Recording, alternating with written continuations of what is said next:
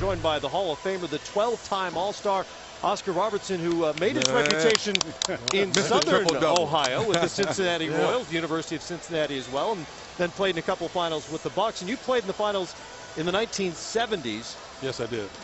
What has changed about the game and about the event since then, in your eyes? Well, Kareem is gone. So I think that's the biggest change. You got Kareem. You throw the ball in the pivot more than you do now. Yep. And Russell's gone, and so is Dick Wilt, Nate Thurman. But in those days, those guys all played in the pivot. Right. And they blocked shots. The guards didn't drive in there like they do now. That part of the game has definitely changed. In terms of the scope of the event, the way we cover it, the way the fans address it, the way they enjoy it as well, it's got to be a completely different thing now. Well, it is, but everything's analytical now. They think shooting a jump shot's more better than going inside and making a basket. But, if you win, it's great. If you're making shots outside, everything's wonderful. But when you don't make them, that's when you got the problems. I wanted to ask you this question.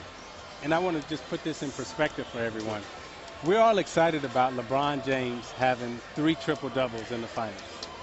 You averaged a triple-double every single night.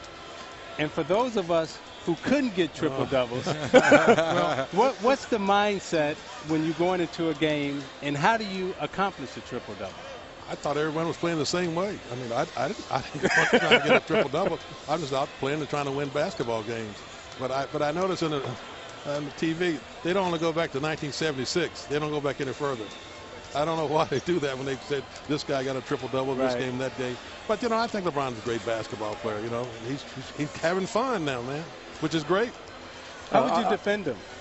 One man, I wouldn't try to double team. I'd get one guy and say, this is your man, right? They're your responsibility. Innocent. The guy's making a lot of money. He's man up.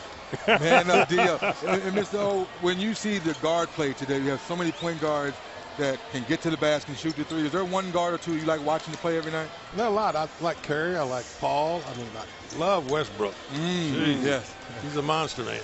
Yeah. But a lot of them don't get it done when you got to get it done. The problem comes when people start pushing you and running through picks and whatnot, and knocking you off your set. That's when you got to play. Right. You got to play with that, And a lot of guys don't like it, but that's the way it is when you get into the playoffs.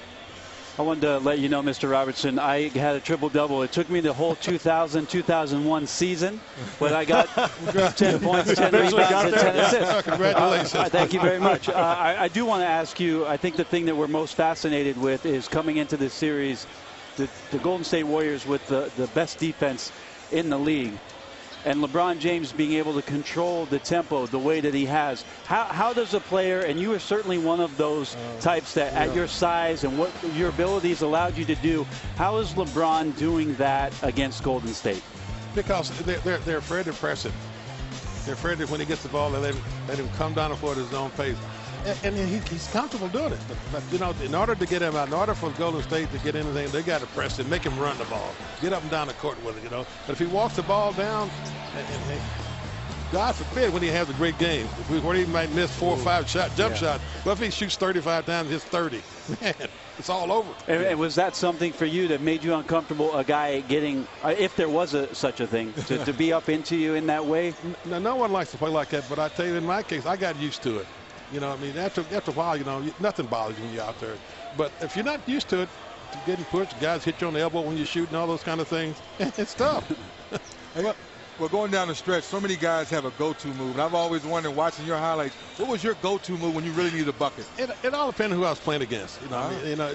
Certain players were good with their hands playing against defense. Some were push and shove. I didn't have any certain move. I just dealt with the player I had to play against at that particular time. So, in other words, couldn't nobody stop you?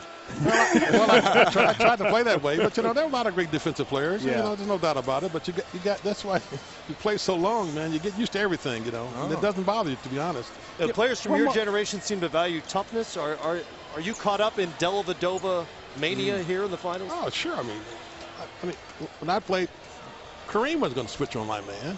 So it's up to me to get through the pick any way I can. I just run through them, let the referee make the call.